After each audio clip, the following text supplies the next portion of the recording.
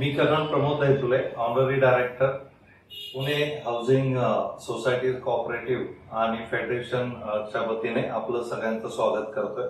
आज आपण जाणून घेऊयात की एनए टॅक्स कॅन्सलेशन बद्दल जे महासंघाने लढा लढलाय तर त्याची पार्श्वभूमी थोडक्यात काय आहे आणि त्यानंतर मंत्रिमंडळामध्ये काल जो महत्वाचा निर्णय झाला त्याचे इम्प्लिकेशन काय। आपल्या चर्चेसाठी आपल्याबरोबर आहेत महासंघाचे अध्यक्ष श्री सुहास पटवर्धन साहेब, त्यांच्याशी आपण ही चर्चा करू।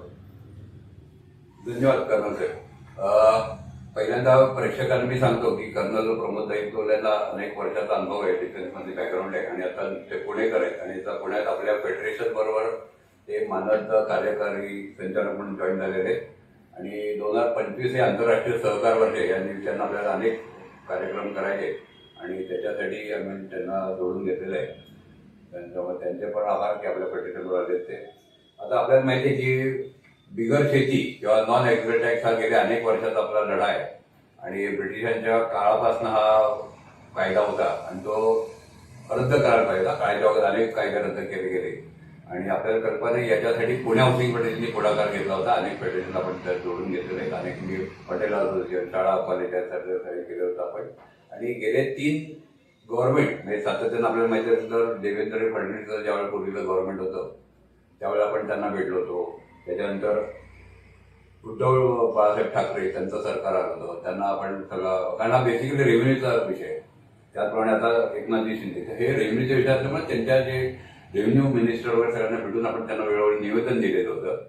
हा ब्रिटिशांच्या वेळेचा कायदा हा कायमस्वरूपी काढून टाकायला पाहिजे। त्याचप्रमाणे जेव्हा एकदा कन्व्हर्जन करतो, एकदा 15 टाइम्स आपण पैसे भरतो तर ही गावठाणची मुदत वाढवायला पाहिजे होती। रेसिडेन्शियल झोनमध्ये आपण ज्या ठिकाणी आपण प्लॅन सँक्शन करतो, आपली घरं किंवा अपार्टमेंट असतात किंवा शाळा, कॉलेज किंवा मॉल्स असतात, तिथं कधी आता शेती होणं शक्य आहे। तर एकदा गव्हर्नमेंट त्याचा कन्व्हर्जन टॅक्स घेतलेला असतो प्लॅन सँक्शन करताना आणि हा आउटडेटेड झालेला काळात बदलायला पाहिजे। की गावठाणीचा विस्तार करणं आणि सगळं टाउन प्लॅनिंगचं प्रक्रिया असते आणि त्यांनी करणं भाग हे सरकारचं काम आहे। ते दुर्दैवानं आपल्याला केलं जातं, आपल्याकडनं दुसरे पैसे घेतले जात होते, त्यासाठी आम्ही तो आवाज उठवला होता। त्यासाठी गव्हर्नमेंट पण सेन्सिटिव्ह आहे। तिन्ही गव्हर्नमेंटनी आपल्याला मुद्दा पटला होता, पण शेवटी मांजराच्या काळात घंटापडी वाजायचा विषय होता आणि रेव्हेन्यू पैसे कुठल्याही सरकारला पाहिजेच असतात कारण ते कल्याणकारी सरकार आणि त्याच्या योजना असतात। यासाठी आपण हे केलं होतं आणि हे विषय हे शेवटी 20 वर्ष आर्रियर्स त्याला मागत होते, पेनल्टी मागत होते। हा अतिशय अन्यायकारक होता। यासाठी आपण योग्य ठिकाणी त्यांनी गव्हर्नमेंटनी स्टे पण दिला होता, त्याचं पण अभिनंदन केलं होतं आणि त्यासाठी आपली याचिका पण आपण हायकोर्टात प्रलंबित आहे। जनहित याचिका आपण केली आणि ॲडव्होकेट सत्यामुळे आपण त्याचा फॉलो करत आहेत। 27/2022 ही एप्रिल 2022 मध्ये याचिका दाखल करून त्याला स्टे पण दिलेला आहे। उलट असं काही कोणाकडे मागत असतील एनए टॅक्स वगैरे तर उलट तो कंटेम्प्ट ऑफ कोर्ट होऊ शकतो हे पण आणि सुदैवाने कोणाकडे तसं काही कोणी मागणी होत नव्हती।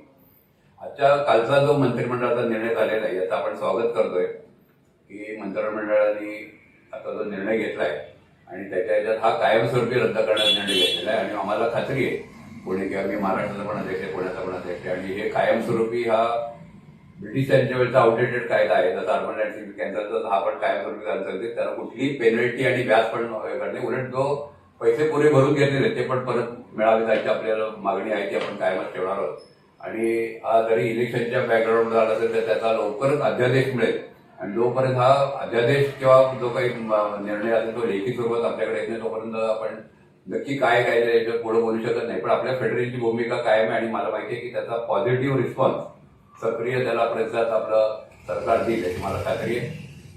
डिटेल्स आल्यानंतर आपण करूया, तोपर्यंत झालेल्या निर्णयाचं मी स्वागत करतो। धन्यवाद। जय हिंद, जय महाराष्ट्र, जय सरकार।